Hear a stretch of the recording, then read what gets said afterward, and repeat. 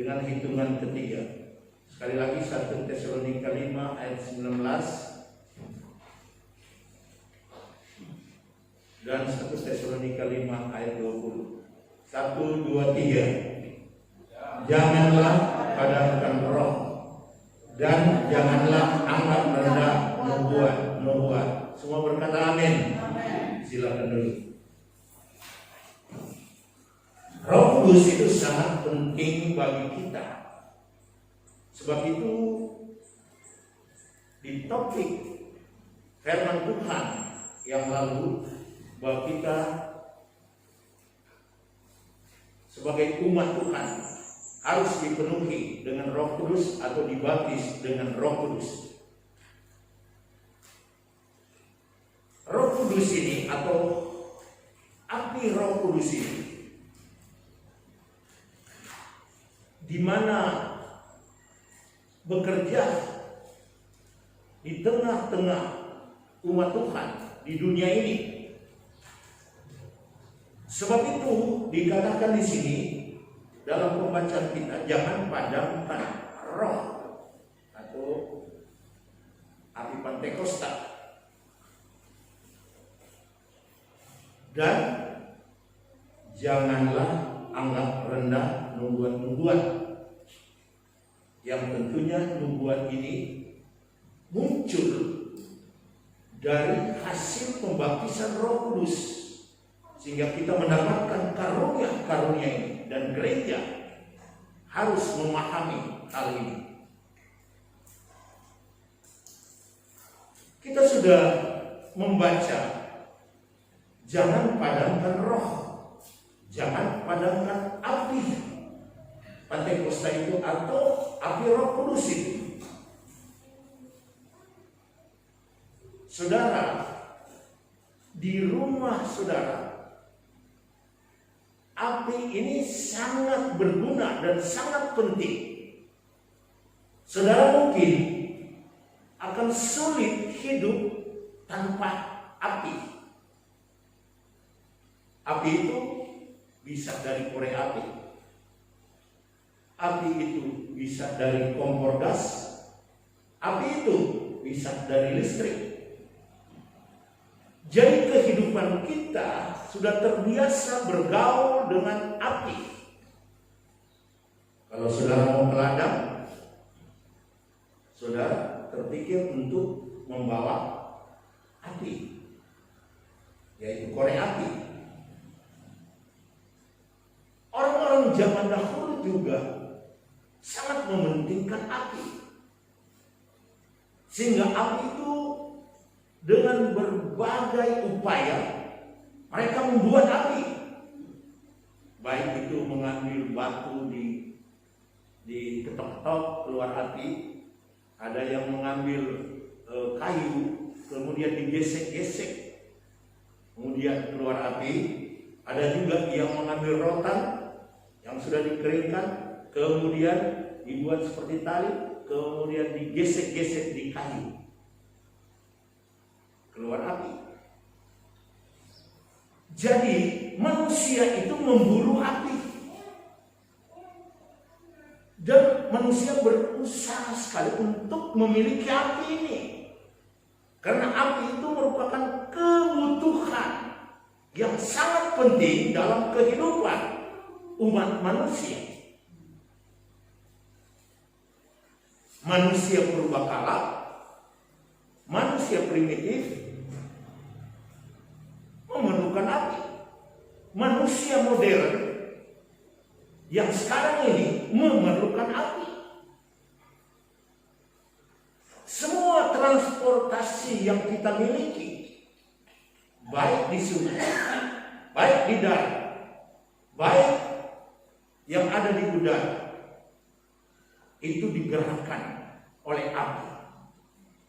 Sebab itu api ini selalu diburu oleh manusia. Bagaimana dengan api ini dapat mempermudah untuk menggunakan fasilitas-fasilitas yang di dalamnya ada api, dan manusia melakukan hal itu.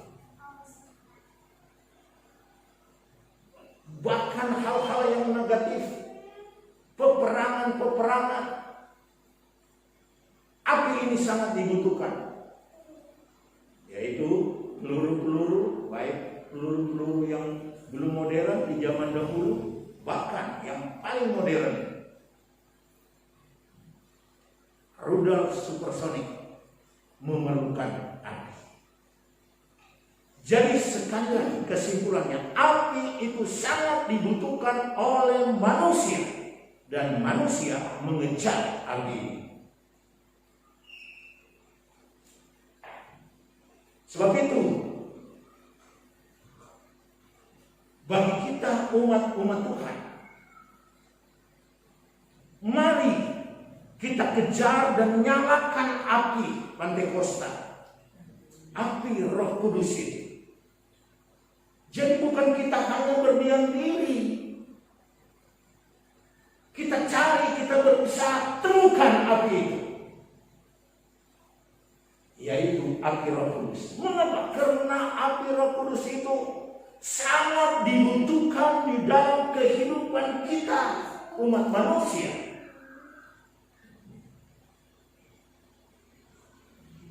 Dan kalau tidak ada api,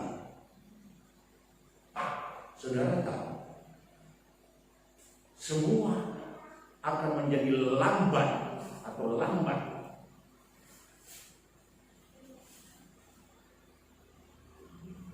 Kemarin pengerja di sini, Randy dengan ini buka-buka yang slide dulu, yang rusak, ditemukannya di situ kaca cembung.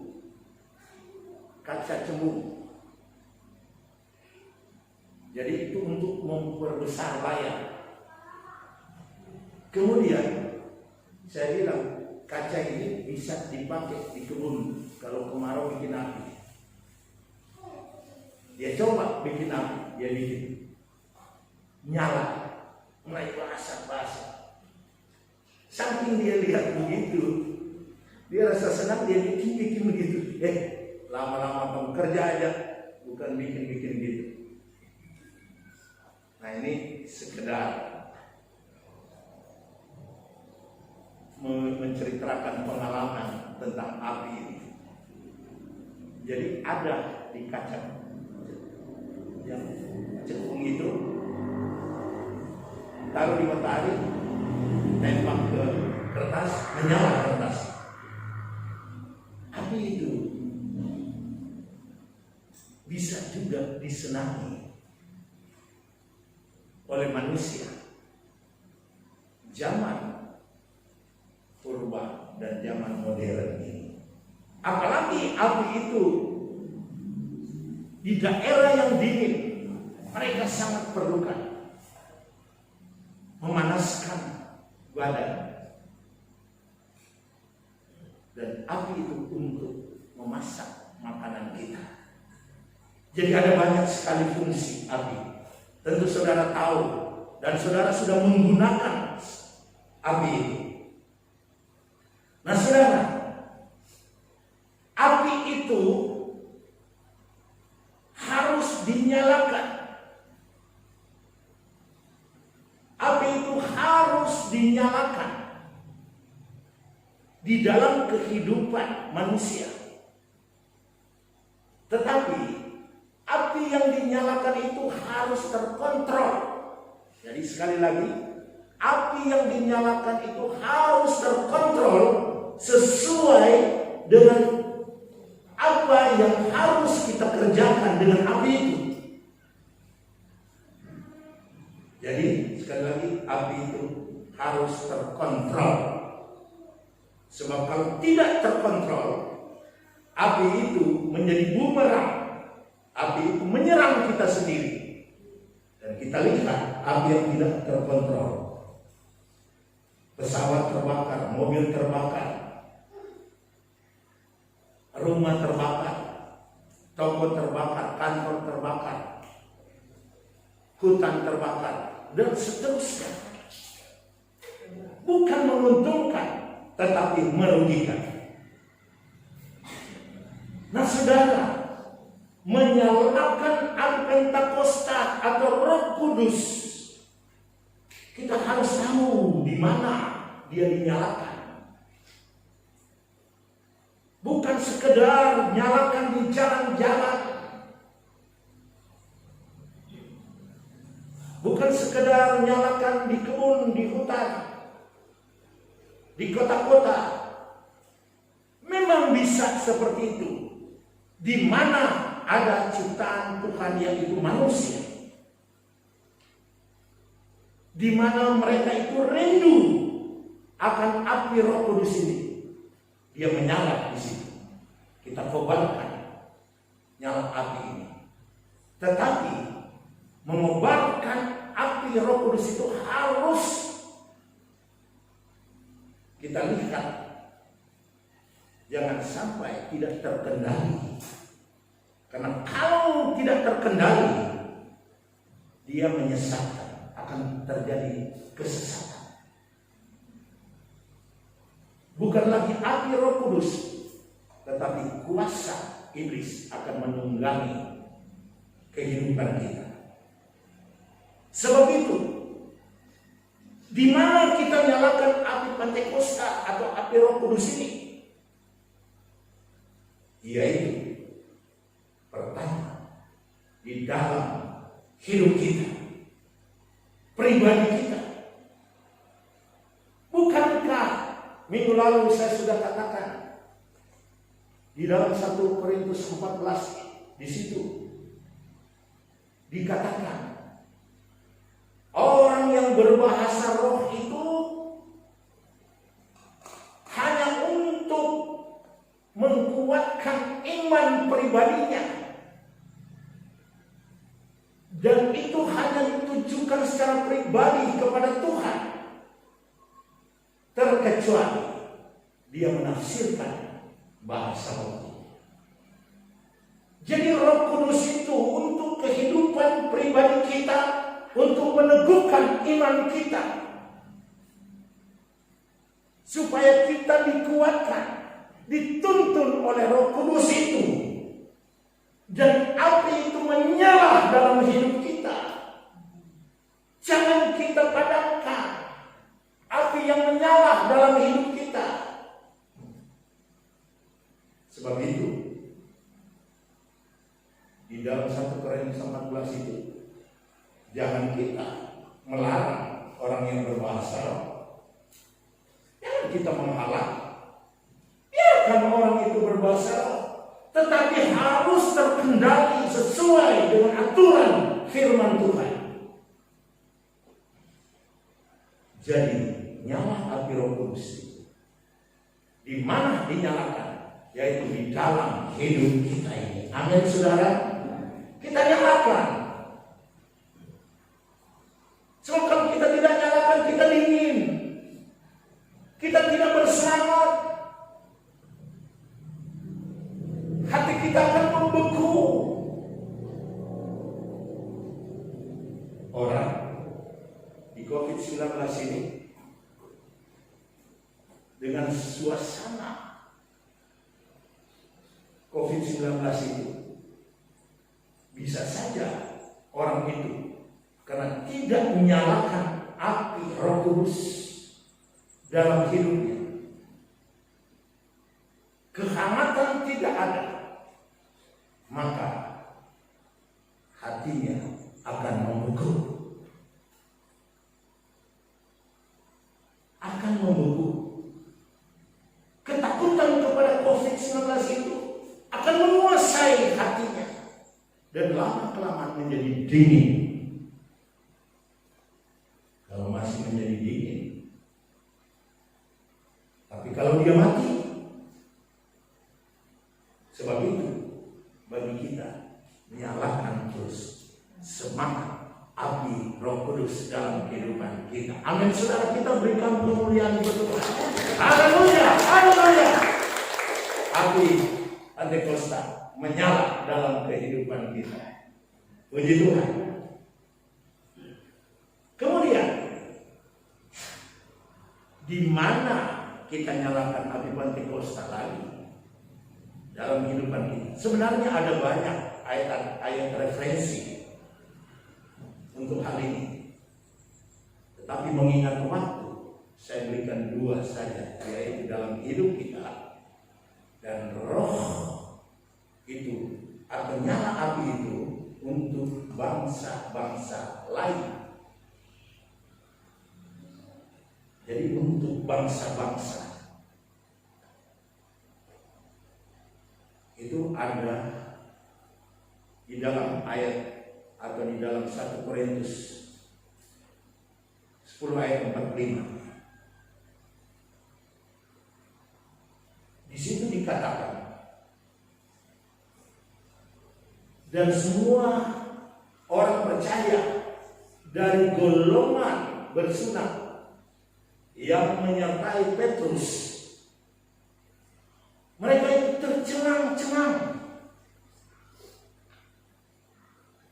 Jadi orang yang menyertai Petrus itu, yang bersunat itu, atau orang Yahudi yang ikut Petrus, mereka tercengang-cengang karena Roh Kudus dicurahkan kepada orang lain atau bangsa-bangsa lain. Mereka tercengang, mereka kaget. Ternyata Roh Kudus itu dicurahkan kepada bangsa-bangsa lain. Jadi Roh Kudus itu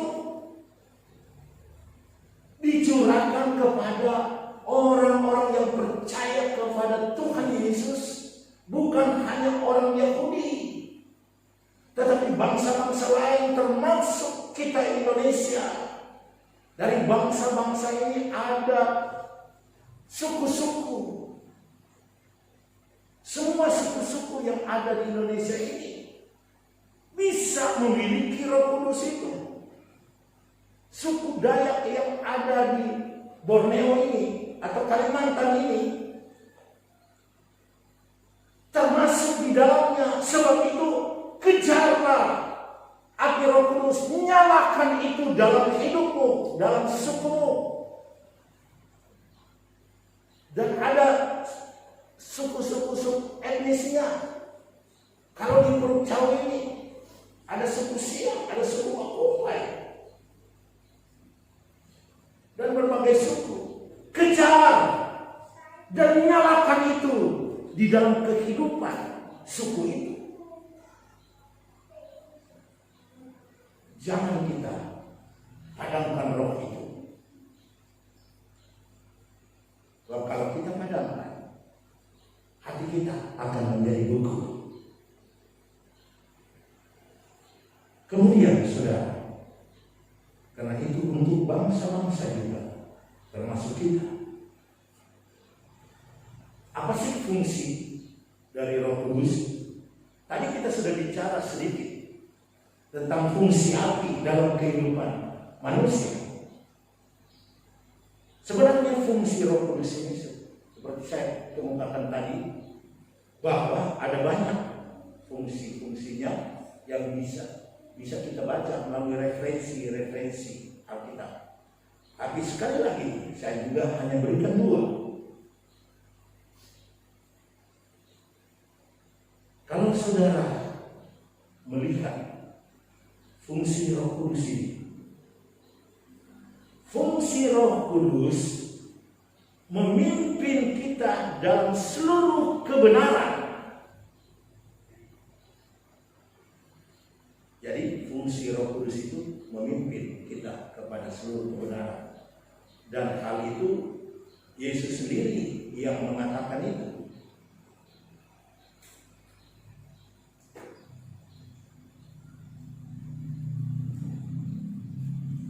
Jadi Roh Kudus itu memimpin di dalam kebenaran.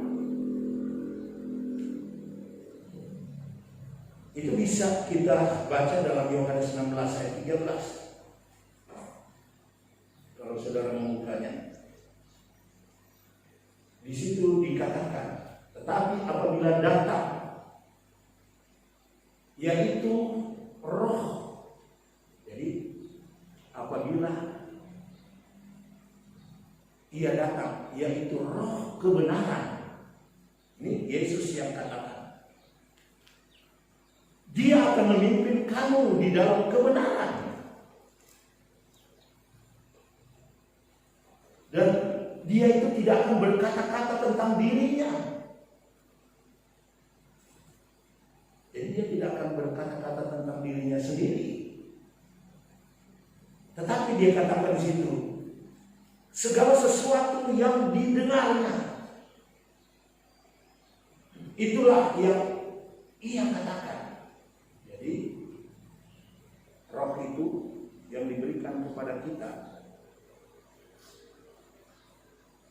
dia itu bukan mengatakan tentang dirinya, tetapi roh kebenaran ini akan memberitakan kepada kita itu hal yang akan datang. Akan memberitakan hal-hal yang akan datang. Itu nubuat yang tadi kita baca. Nubuatan apa yang akan terjadi akan datang. Itu terjadi. Apakah COVID-19 ini dinubuatkan? Oh iya, pembacaan kami setiap pagi itu di nabi-nabi kecil itu menjelaskan hal itu. Maka Tuhan akan menghukum dunia dengan memberikan sampah.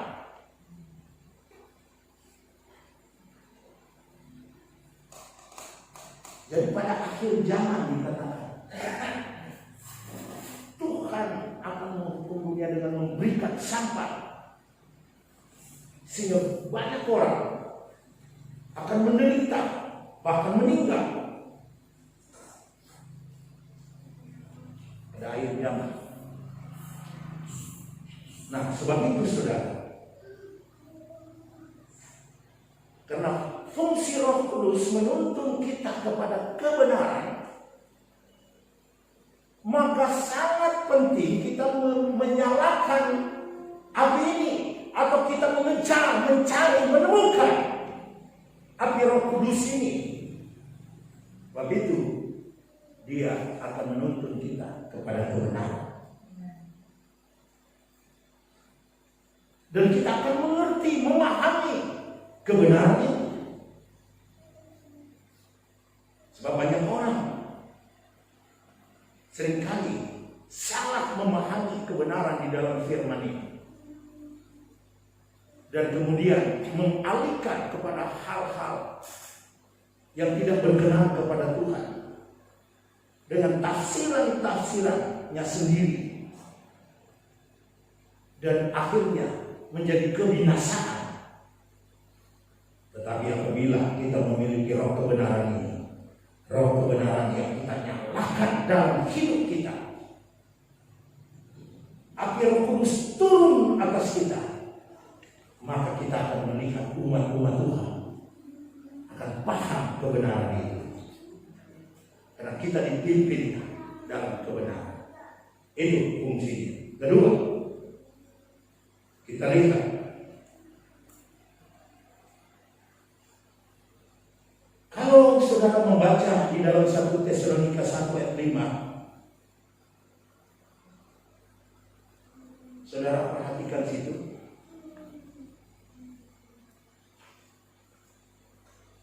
Injil yang diberitakan oleh rasul-rasul itu katanya bukan dengan kata-kata.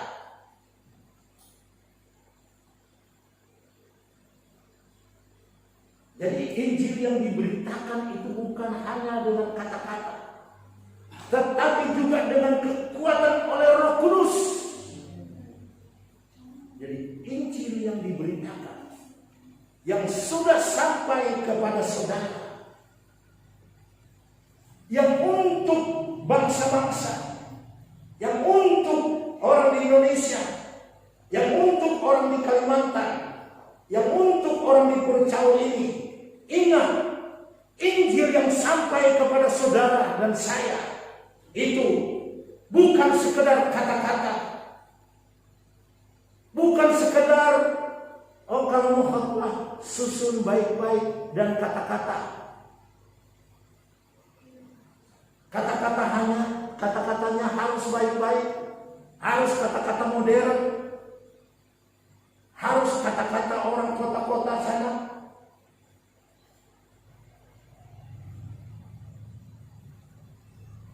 Jadi bukan sekedar kata-kata, bukan sekedar bagusnya khotbah itu dengan kata-kata yang sangat menarik, tetapi Injil yang sudah sampai kepada saudara dan saya itu karena oleh kekuatan Roh Kudus. Haleluya. Sekali lagi Injil yang sudah sampai kepada saudara itu bukan sekedar kata-kata, tetapi oleh kekuatan Roh Kudus. Haleluya. Kita berikan kemuliaan untuk Tuhan. Luar biasa. Itulah fungsi daripada Roh Kudus. Jadi jangan menilai orang itu hanya dengan kata-kata, karena kata-katanya bagus, tetapi kuasa. Kita nilai pemberitaan Injil itu dengan kuasa Allah, kuasa yang dahsyat, kuasa yang luar biasa. Kita akan melihat bahwa umat Tuhan akan diubahkan, dituntun dengan kebenaran. Sebab itu kita jangan meremehkan Roh Kudus ini. Banyak orang meremehkan. Tidak perlu Roh Kudus itu. Untuk apa Roh Kudus itu? Bahkan ada orang mengejek tentang Roh Kudus itu. Bahkan ada orang-orang tertentu menentang Roh Kudus itu. Apa jadinya dengan orang-orang yang menentang Roh Kudus? Apa jadinya? Matius 12 ayat 32.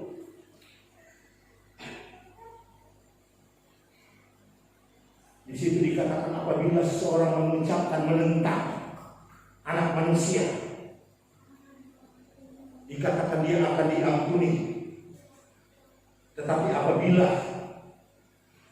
atau jika ia menentang Roh Kudus, dikatakan di situ ia tidak diampuni di dunia ini dan tidak diampuni juga di dunia yang akan datang. Jadi kalau kita menentang Anak Manusia, kita masih dapat diampuni. Tetapi kalau kita menentang, menolak Roh Kudus itu, orang yang melakukan itu tidak akan diampuni di dunia sekarang ini, bahkan di dunia yang akan datang pun tidak akan diampuni. Inilah tentang apabila kita menolak Roh Kudus. Kiranya firman Tuhan ini di hari-hari menghadapi COVID-19 ini, dan minta Tuhan menuntun kita dalam kebenaran sambil kita nyalakan api Roh Kudus.